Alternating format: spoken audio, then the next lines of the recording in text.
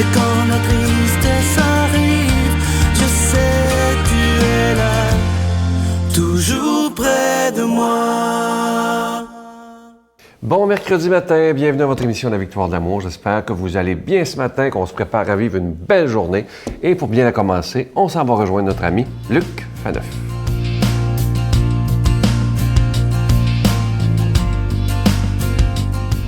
Bonjour, heureux de vous retrouver pour notre chronique L'Évangile selon François. Alors j'espère que cette chronique vous fait du bien. En tout cas, moi je vous dis, fréquentez le pape François. Hein? Vous savez, on ressemble à celui à qui on s'assemble, mais justement, côtoyer le pape François, je crois que ça nous met la joie dans le cœur et ça nous aide à être de meilleurs chrétiens. Alors je poursuis avec ce que j'avais commencé la semaine prochaine, donc cet extrait d'une entrevue que le pape avait donnée aux revues jésuites en août 2013, où le pape avait exprimé cette idée principale que l'Église doit être comme un hôpital de campagne après la bataille. L'Église doit être un lieu où l'on soigne l'âme des gens plutôt que de leur faire la morale puis leur demander « Es-tu allé à la messe? As-tu fait tel péché ou tel autre? » N'est-ce pas? Donc le pape complète aujourd'hui, donc il dit, je le cite, « Au lieu d'être seulement une Église qui accueille et qui reçoit en tenant les portes ouvertes, efforçons-nous d'être une Église qui trouve de nouvelles routes, qui est capable de sortir d'elle-même et d'aller vers celui qui ne la fréquente pas, qui s'en est allé ou qui est indifférent, qui s'en fiche autrement dit. Parfois, celui qui s'en est allé l'a fait pour des raisons qui, bien comprises et évaluées, peuvent le conduire à revenir. Mais il faut de l'audace, du courage. » Alors, fin de la citation.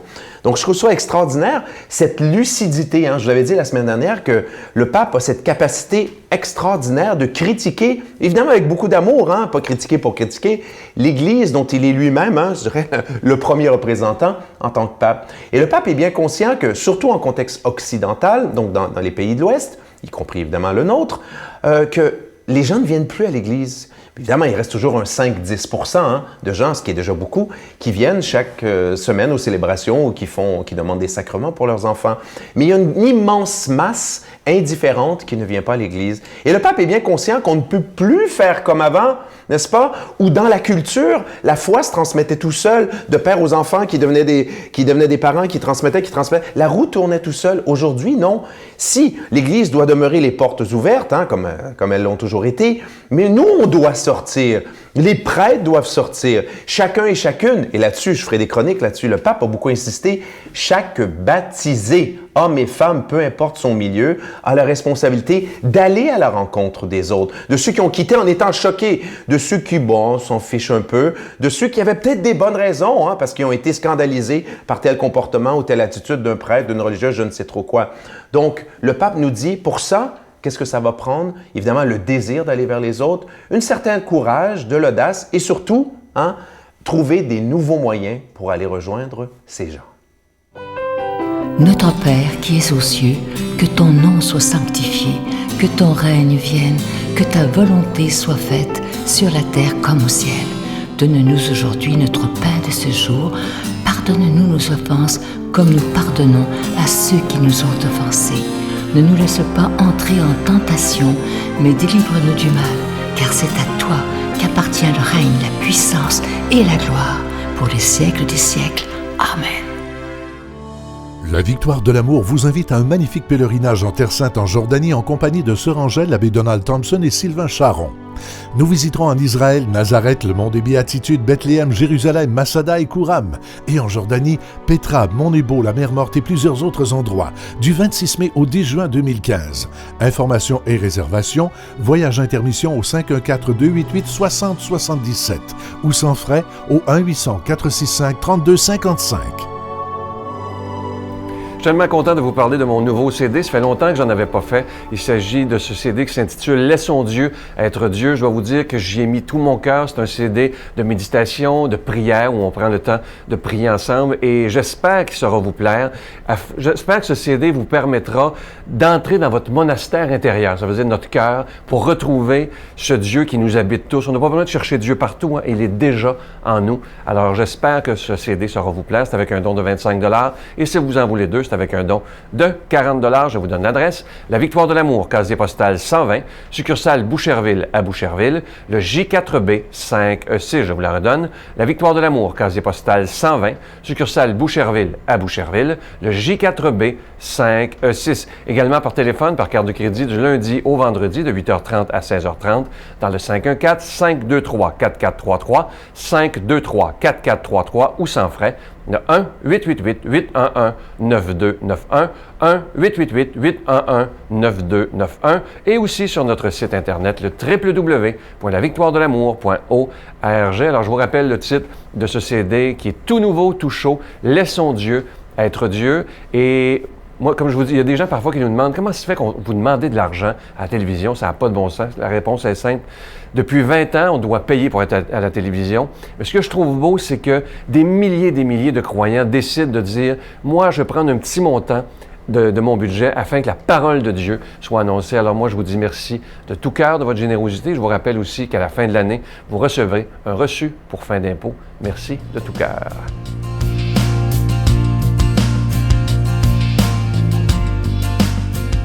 Mon Dieu, donnez-moi la sérénité d'accepter les choses que je ne peux changer, le courage de changer les choses que je peux et la sagesse d'en connaître la différence.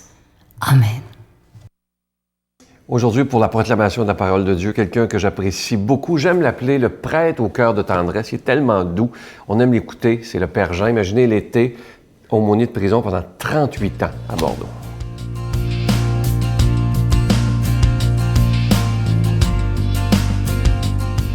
Bonjour. Nous sommes rendus à cet événement extraordinaire du christianisme qui est la résurrection de Jésus, la plus grande fête chrétienne. Et nous avons un bel évangile aujourd'hui, une bonne nouvelle en Saint-Luc. Le 3e jour après la mort de Jésus, 2 disciples se faisaient route vers un village appelé Emmaüs. Et ils parlaient ensemble de tout ce qui s'était passé.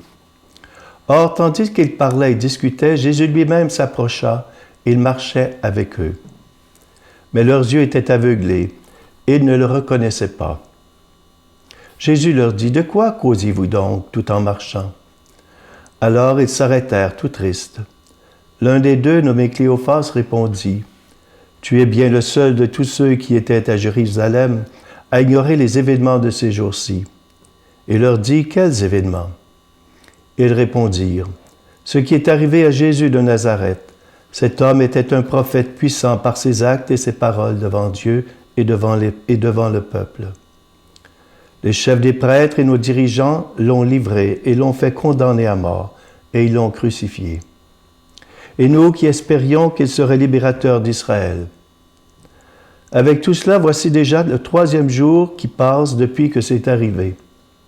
À vrai dire, nous avons été bouleversés par quelques femmes de notre groupe. Elles sont allées au tombeau de très bonne heure et elles n'ont pas trouvé son corps. Elles sont même venues nous dire qu'elles avaient eu une apparition, des anges qui disaient qu'il est vivant. Quelques-uns de nos compagnons sont allés au tombeau et ils ont trouvé les choses comme les femmes l'avaient dit. Mais lui, ils ne l'ont pas vu.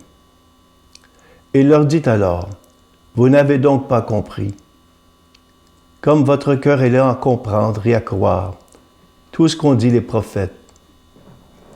Ne fallait-il pas que le Messie souffrit tout cela pour entrer dans sa gloire? » Et en parlant de Moïse et de tous les prophètes, il leur expliqua dans toutes les Écritures ce qui le concernait. Quand ils approchèrent du village où ils se rendaient, Jésus fit semblant d'aller plus loin, mais ils s'efforcèrent de le retenir. « Reste avec nous. Le soir approche et déjà le jour baisse. » Il entra donc pour rester avec eux. Quand il fut à table avec eux, il prit le pain, dit la bénédiction, il le rompit et le leur donna. Alors leurs yeux s'ouvrirent et ils le reconnurent, mais il disparut à leur regard. Alors ils se dirent l'un à l'autre, « Notre cœur n'était-il pas brûlant en nous, tandis qu'il nous parlait sur la route et qu'il nous faisait comprendre les Écritures? » À l'instant même, ils se levèrent et retournèrent à Jérusalem. Et ils y trouvèrent réunis les 11 apôtres et leurs compagnons qui leur dirent, « C'est vrai, le Seigneur est ressuscité, Il est apparu à Simon-Pierre. À leur tour, ils racontaient ce qui s'était passé sur la route et comment il l'avait reconnu quand il avait rompu le pain. Acclamons la parole de Dieu. C'est un magnifique texte, ce texte de cet évangéliste. C'est un texte qui nous montre toute la détresse des apôtres après la mort et Jésus était crucifié. Donc, la vie de Jésus paraissait comme un échec à leurs yeux. Et voilà que Jésus est au milieu d'eux et ils ne le reconnaissent pas parce que précisément, leurs yeux ne sont pas ouverts. Hein. Et les disciples d'Emmaüs, vous savez, c'est notre histoire, c'est nous ça. On est chacune de nous en quête d'absolu. Saint Augustin disait, « Seigneur, tu as fait notre cœur pour toi, il n'a de repos que lorsqu'il repose en toi. » Souvent on est triste, malheureux, on a un mal de vivre, on sent des grands vides. Et pourtant, Jésus marche avec nous autres, et on ne le voit même pas. Il parle à notre cœur. Il veut parler à notre cœur pour nous faire signe. Et les signes, il les fait souvent à travers des événements des personnes. Et je ne le reconnais pas encore. Donc, il faut ouvrir les yeux du cœur, les yeux du corps aussi, pour pouvoir arriver à le reconnaître. À le reconnaître dans tous ceux et celles qui passent dans nos vies, les événements aussi. Et le laisser nous dire combien il nous aime, d'un amour éternel, je t'aime, tu comptes pour moi. Et comme à la Samaritaine, Jésus nous dit, si tu savais le don de Dieu et celui qui te parle, si tu pouvais comprendre avec ton cœur combien je t'aime, ta vie serait changée. Mes amis, n'ayons pas peur. Habités par cette flamme d'amour qui est celle de l'Esprit en chacun et chacune de nous, nous devrions aller crier par toute notre vie ce grand mystère chrétien qui est le plus extraordinaire dans l'histoire humaine. Jésus est ressuscité, il est vivant. Il est vivant en chacun et chacune de nous. Il est vivant pour nous ressusciter nous-mêmes de nos peurs, de nos prisons, de nos morts apparentes. Il est vivant pour que l'on puisse aller proclamer « Oui, Jésus est vivant, il est ressuscité ». Et aussi lui faire comprendre à tous ceux et celles qui nous entourent l'infinie miséricorde de Dieu pour chacun et chacune de nous.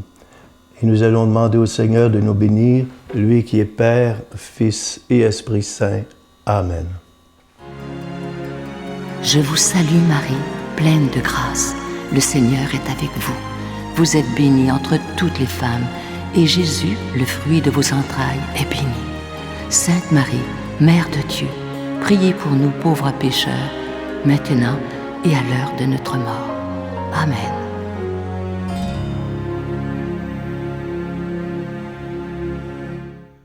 Venez célébrer avec nous le 20e anniversaire de la Victoire de l'amour en compagnie de Monseigneur Christian Lépine, archevêque de Montréal, l'abbé Robert Lemire, l'abbé Robert Jolicoeur, Dolly Dimitro, Jean-Marc Chaput, Sœur Angèle et Sylvain Charon. Et en chanson, Miguel Padilla, Alexandre Belair, William Coallier, Robert Lebel, Giorgia Fomenti, David Thibault. Et un mini-spectacle de l'unique Michel Louvain, le samedi 16 mai 2015 à 13h à l'Arena Maurice Richard de Montréal, Métro Vio. Coût du billet 25 $, taxes incluses. Réservez rapidement au 514-523-4433 ou sans frais au 1-888-811-9291. Un grand rassemblement d'amour et de foi inoubliable. Je vous laisse avec cette pensée. Elle est toute courte, mais elle dit beaucoup. Écoutez bien. Le premier ennemi à combattre est à l'intérieur de soi. Et souvent, c'est le seul. Ça, c'est tellement vrai. Est-ce que vous voyez parfois, est-ce que vous entendez une petite voix intérieure de vous qui vous dénigre, qui dit « Ah, que je suis donc niaiseux, que je suis donc ci, que je suis donc ça ». Il faut combattre cet ennemi-là, absolument, et demander au Seigneur de prendre la place, qu'il soit le roi de notre cœur et que tout ce qui nous détruit à l'intérieur de nous ait plus sa place. Alors, demandons au Seigneur de prendre la première place. Perce les nuages, d'ici jusqu'au large, au grand soleil, tu m'émerveilles. Depuis l'horizon, porte tes rayons, réchauffe-moi.